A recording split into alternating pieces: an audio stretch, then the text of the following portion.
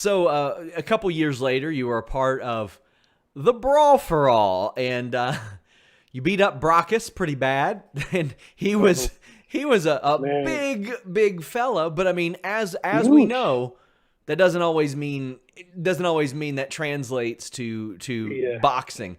When they told you this idea, what went through your head, and what went through your head when they said, "Hey, you're going to fight this big bodybuilder that we like a lot"? Well, I was in my home here in Puerto Rico in a recliner, put in the tent because by that time my neck I was hurt. And when Bruce called me and told me the rules and the money and everything, he said, "You in?" I said, "Yes, I'm in." But I said, "Remember, I'm hurt right now." I said, "Don't worry, this is going to be a couple of months. You have time to, sorry, to fix it." I said, "All right, let's go." So when we have this big meeting and put the rules by the boys, who's on and who's off. So this is the crew. So that's when they say, and that's on a video too. I choose the guys, put the names out. We put the rules. It's not gonna be no kicks, just takedowns. They say no kicks because the only karate guy here or martial arts guy here is Savio, and he's gonna kick everybody's ass. So no kicks. So just punching and takedowns and stuff like that. Knockouts, of course. So when we choosing people, it took me with Brakkus, and I said, okay, you and me. So he called me before the fight. Savio, how you doing, man? He say, we gonna fight? He says, yes, but for real? I said, yeah, this is real, and they're gonna pay you. You win or lose this type of money, and you continue. He said, but real? I says, yes, yes. So he still not believe till I believe give the first punch, in the ring. Now he's pissed, but at the same time, I'm martial arts. I believe I know how to protect myself.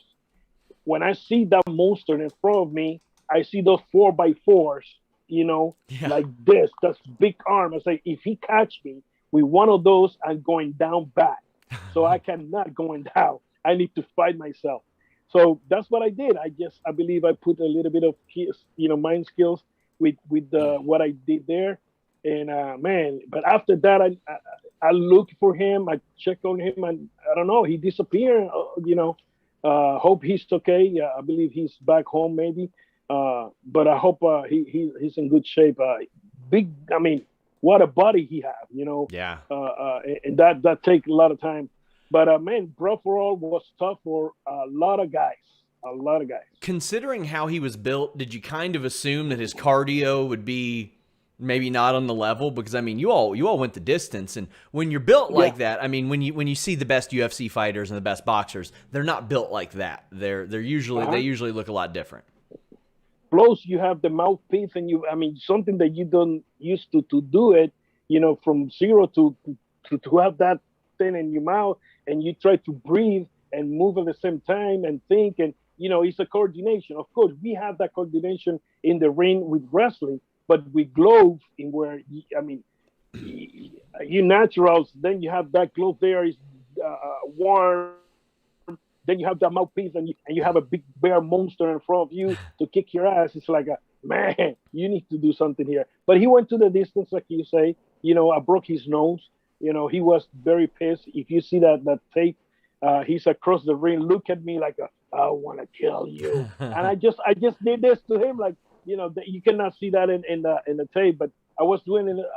It's like, you okay, man? He's like, oh, I want to kill you. But I say, if he grab me with one of those 4x4, I'm gonna be in trouble. And hey, I did it. And about 5 weeks later, you fought Droz. What was your all's relationship like before and after that? Did you all get along? Good. Yes, yeah. Droz he's still a great guy, man. Droz was a funny guy. Happy all the time. I mean, man, you cannot say nothing negative about Droz. He's a great guy. So listen to this. I was in a hotel. I remember, lay down. I know I want to fight him later at night. And my ex-wife says, "Hey, go to the gym, go work out. Get ready."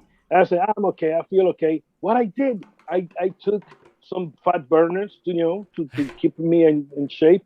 And what that did was make me like a weak. I was like no excuses. I went to the ring. If you see me, I'm walking like a, you know, uh, and my legs was wobbling. No legs, no coordination, and you know, good that he not knocked me out. You know, I lost by points, but man, I wish to be there a little bit more. The one that was dangerous was Bart Gunn. He was knocking everybody Yes. just with just looking at the guy. He's already down. What a fight! What a fight! I was also like, I went back and watched it recently, and like everybody knew that Steve Blackman could fight. Everybody knew that was going to be the case, and they knew that he had a wrestling background. Godfather surprised me a lot. I didn't expect his boxing technique to be so good, and I went back and watched that, and I was like, man, he's like 300 plus pounds, and he's got some pretty good box. Like usually you'll see the guys just winging it from here, but he was pretty good. Like I was very impressed by him. Almost all these guys have like some type of fighting skills, you know, before coming to WWF when they're kids or young or whatever, you know, and they know how to defend themselves.